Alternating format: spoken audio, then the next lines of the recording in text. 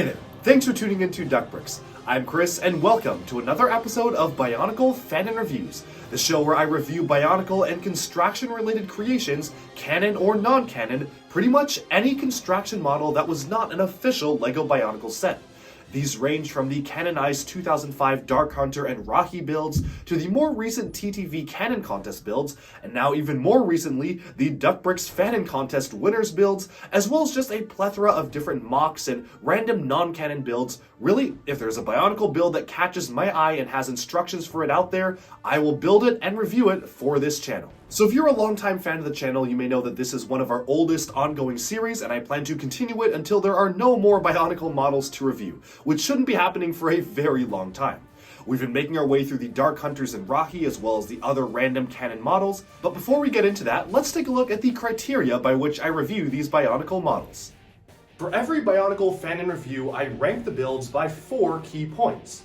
Number 1 is posability. Can the model get in good poses? Can it support its own weight? And can it hold the weight of its own weapons, or is it just falling over? Number 2 is building techniques. Is the model just regurgitating stuff from existing LEGO sets, or is it trying something new and doing that well as using unique parts usages? Number 3 is overall aesthetics. How good does the model look completely agnostic of storyline relevance, and is it generally aesthetically appealing? And finally, number 4 is believability in universe, which means that does the storyline given to the model by the Bionicle story team make sense given how the model is built, and does the model scale well next to some representative samples from the Bionicle universe? And with that, let's consider these 4 points and more as we jump into a brief story and lore explanation of today's featured build. Alright, so for today's featured Bionicle Fanon mock reviews, we'll be taking a look at a revamp of one of the classic Toa Mata. In this case, Toa Lewa by Nielsniels. This is using some 3D printed parts which are available on Shapeways, which I've linked in the description below. Very nice, specially detailed, almost like a G3 evolution of Bionicle for the masks and the shoulder armor and the chest armor. But of course, generally, this is all just made of standard, regular release retail pieces other than the mask and the chest. Of course, I really don't need to go through Toa Lewa's backstory. You know him, you love him, one of the 6 original Toa Mata, but this revamp was actually very recently designed. The instructions just came out, and I am excited to showcase it for all of you. And so without further ado, let's just jump right into this review of the revamped Toa Lewa. Alright, so here is our revamped Toa Lewa by Nielsniels. Again, I will be reviewing this on 4 major points: posability, building techniques, aesthetics, and believability in universe, where 4.4, we're basically going to be comparing him against all of the other Lewa variants. So be sure to stay tuned to the end of the video to see him compared against all other versions of Lewa. Right now though, we're going to start off with point number 1, posability. So first of all, this one has quite a lot of different things that you can do with it posability wise. Starting off with the legs are basically the most standard part of the build. You can actually articulate them exactly as much as you want. Despite them being fully custom limbs, you can get a lot of articulation out of them, which is really nice, especially because Lewa is a character that you really want to feel like he is agile, like he's leaping or swinging through the branches. So it's really important to be able to really articulate the legs, which thankfully you can do. What's even cooler is that even his toes can articulate somewhat. The toes are mounted on clip pieces here, so it's nice to actually see some fun articulation being integrated into the model here. But it really gets interesting once we move upwards because this has some waist articulation. So first of all, when you can turn the torso around here, you can get a good amount of articulation. In fact, the entire torso is literally just mounted on one ball joint, so you can really kind of go crazy with this. You can also bend the waist here, so it has somewhat of a waist articulation as well, depending on how you want to angle the waist forwards or backwards. So you can really get this in all sorts of athletic and agile movements, which out of all the Toa to have this on, Lewa is probably the most important one because obviously he is a very athletic character. You really want to show him having a lot of energy and swinging through the vines. So of course, moving on, this one actually does have a gear function as well, which is really nice. It's using the same gearbox as the Toa from G2, which I really do appreciate. It is a really great function because you can actually swing the axe up and down just like the original Toa Lewa toy. Kind of a little bit finicky. Some pieces are falling off here and there as I kind of play around with it. Again, this is more of a display model than a play model, but it does actually have this piece for play. As you can see right here, you can swing the axe up and down. It is very, very heavy. It's almost a little bit too heavy for this particular ball joint. As you can see, it can't quite support its own weight, but when it does swing nicely. You can see, let's try to get a good swing here. There you go. It takes a little bit of a effort to kind of go upwards, but once you got it up, then you can swing it down. Unfortunately, when you play with this feature, it does tend to knock a few things off. As you can see, I'm kind of bumping against the torso and just kind of randomly knocking off bits and pieces here because, again, this model has a lot of finicky detailing to it, which does make it a little bit harder to play with, but obviously really does improve the look and feel of the model as a whole.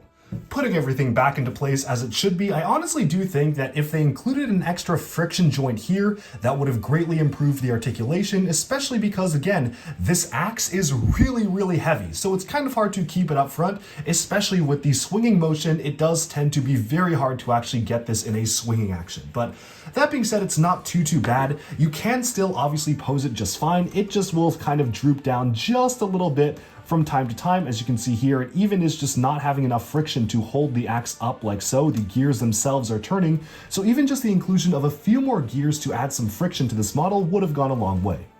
Moving onwards to the other hand here, you'll notice that this hand is a lot more simple than the other arm. Obviously, it's just mounted on a standard ball joint. You thankfully can move around the hand as well, and even the fingers can be articulated, which is actually something that I've seen a lot of times in drawings and animations of the Toamata, using what once were just standard Lego axles there to actually be fully articulatable. The head itself does have the full range of articulation, and thankfully, unlike some of the other Toa in this kind of revamp line, there are no issues with the mask or head hitting anything inside the body. You really can just rotate this however much you want, so you can get the full range of articulation out of the head, other than maybe it's a little harder to move it upwards because the back of the eye stalk there will hit the gearbox. But that's kind of an issue with every character with a gearbox, so it's not that big of a problem. And with posability summed up, it's now time to talk about point number 2, which is building techniques. One thing that I really appreciate about this model, and basically every other revamp model of this series, is the sheer amount of detail that can be packed in by just layering different types of Technic and even system bricks together. Just take a look at the lower legs, for instance. These are deceptively complicated, where there's a lot of little pieces that goes into making each of the legs. For instance, you've got the apple or bright green of the claw piece here, which was introduced for the Chima construction figures. You also have a lot of Lego studs going around, different green colored Technic elements. Obviously, the toes themselves can move around, and even as we go up to the top part here, there's a lot of just little Technic things that all come together to make this model feel very complete. Unfortunately, this does mean that it is very easy to knock certain bits and pieces off here. This piece in particular is not really held on at all. If you just shake the model, it does kind of tend to fall off if you have it at the right angle, so that's not really a good thing. I honestly would have preferred if this piece simply was just left off. It doesn't really add too much, and it's just kind of annoying to keep on putting back, although your mileage will vary, because the same exact technique is used on some of the other Toa, and I did not have that problem, so maybe this was just the pieces that I used in particular. Otherwise, I really appreciate the different bits and pieces being used here, representing different eras of Lego and the Bionicle system. Obviously, you've got a lot of very Technic-heavy builds, but there's also a lot of the standard Lego system bricks, or at least studs, as well as a good spattering of CCBS kind of scattered throughout, which is really nice because I feel like this truly brings together different aspects and history of Bionicle toys, which I really appreciate. The axe as well is using the Chima construction buildable figure axe pieces, which looks really good. This is one of my favorite Bionicle weapon pieces, so I really appreciate seeing it used here, and as an axe for Lewa, it makes total sense. Unfortunately, for some other building technique stuff, I do want to mention that these vine pieces are really easy to kind of just get out of shape and have them fold the wrong way. It's just a little bit annoying when you're actually trying to have it retain this particular shaping, which I think looks the best. Having the vines arc down the axe here, having them just kind of flop around is not very good in terms of being detrimental to the way the axe looks in general, unless you have the axe raised upwards fully. So if you've got it raised in an upwards position, it will just fall into place, but as soon as you let go, it'll just fall down and the vines will just flop all over the place. So that is a minor complaint that I do have. The axe, while looking really good, is a little bit too heavy for the arm itself. It's very, very difficult to articulate the axe with the figure and to even pose the figure with the axe because it's just so cumbersome. And that brings us to the other point here where, again, there's just a lot of little things that will just fall off of this one. I had a bigger problem with stuff falling off of this model in particular compared to some of the other Toa, so maybe it's just the way that it's built, but particularly when you want to move around the waist and whatnot, things will tend to fall off. Obviously, it's nowhere near as big of a problem as some of the other Toa, and this still is very playable. You can still get this into good poses, you can play around with it, and obviously it does have the action feature, so if you do want to play with that, you can play around with it, but there are just things that you do need to be careful of falling off. Again, as you can see here, I'm really turning the axe, and that action feature cannot support its own weight, so you can kind of get some chopping done, but for the most part, it just really needed more friction. Moving onwards to the next part, I'm just going to leave this piece off because it just keeps on falling off. You can see there was some nice attention to detail in terms of the Lego bar elements being used as pistons here. This is actually a detail I really like because it prevents you from having to use a pre-molded piece to represent pistons, but it still does the job just the same, albeit being a little bit fragile in terms of being easy to knock off. Otherwise, there are some really nice detail bits in the back, including some green and lime green detailing just to really bulk up the back, make it feel like it has a cohesive color scheme. And I do actually like the inclusion of the vines here on the top of the figure. It gives him a very distinctive jungle-like silhouette and truly makes sense for a character like Lewa, who is very much one with the jungle. But with that, we can now move on to general aesthetics. And generally speaking, I am very happy with the way the aesthetics look on this model. Obviously, the color scheme itself is very vibrant. You've got a mix between Lego's bright green color, the darker green color, as well as the lime color. And it all comes together to be a very nice blend, despite it using multiple different shades of green. It actually uses pretty much every single shade of green that is found on any of the Lewa figures. It really pulls it off being a cohesive color scheme because the builder paid a lot of attention to making sure that the color gradients worked out. Stuff like having the apple or bright green transition from the dark green in the lower legs all the way upwards to the lime area here is a really nice touch, and I also appreciate the way that the darker green is forming the majority of the upper torso here, while the limbs themselves are a more brighter color, which again makes sense because the original figure of Toa Lewa had lime limbs and more of a darker green body. And speaking of, I think it's time to move on to point number 4, which is how exactly does this compare against all of the other Lewas that came before. And to do so, we've brought over not only the original Toa Mata Lewa, although he basically is the main thing of comparison here, but we've brought alongside every single variant of Lewa we've gotten over the years, from Fantoka Lewa in 2008, the driving form of Lewa also from 2008. This was when he was driving the Oxalara T9. We have Lewa Uniter from 2016. Lewa Master of Jungle from 2015, if we can just barely fit him in here. And finally, Lewa Nuva. Altogether, this is every single official Lewa that we've ever gotten from LEGO compared to the custom revamped Lewa.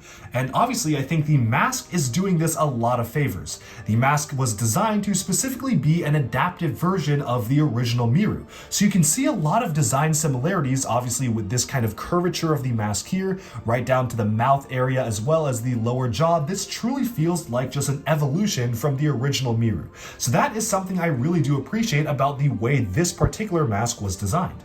Obviously though, what's really cool about this is that it kind of brings together all different eras of Bionicle, and not just referencing the original Toa Mata Lewa, although this is obviously the model it draws the most reference from.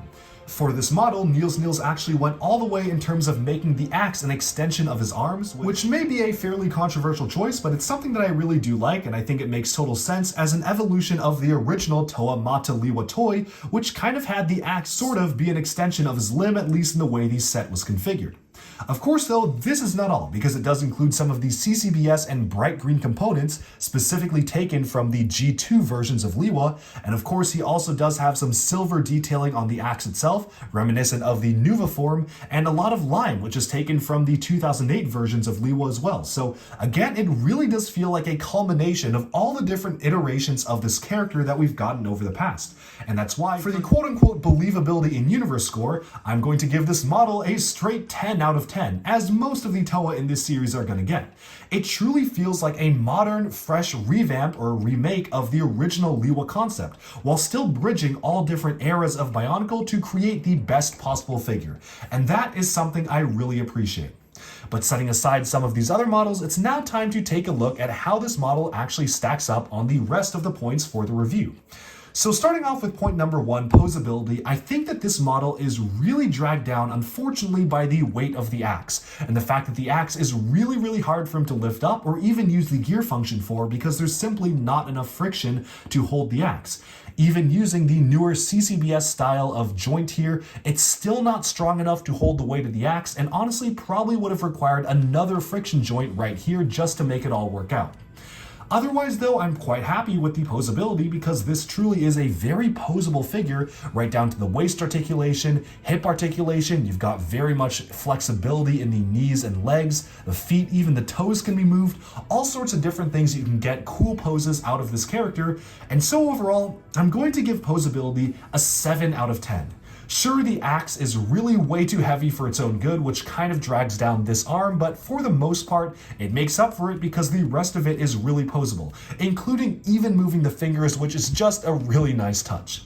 Moving onwards though to point number 2, we can talk about building techniques. And again, in general, I'm fairly happy with the building techniques used on this model. This one suffers a little bit more than most for the TOA revamps in terms of just having pieces be falling off, whether they be the armor pieces up here when you swing the axe, or the small system piece that I decided to ultimately leave off of the waist here, or even some of the piston detailing. Things will just kind of fall off in the model. You do have to be a lot more careful when playing with it because again, it's more of a display model rather than a play model, even though it kind of tries to be both.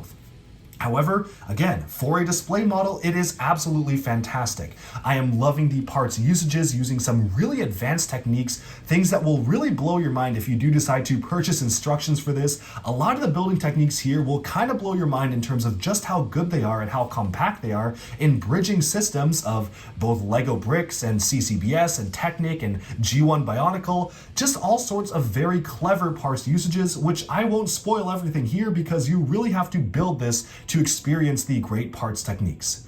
And so I'm going to give building techniques an 8 out of 10.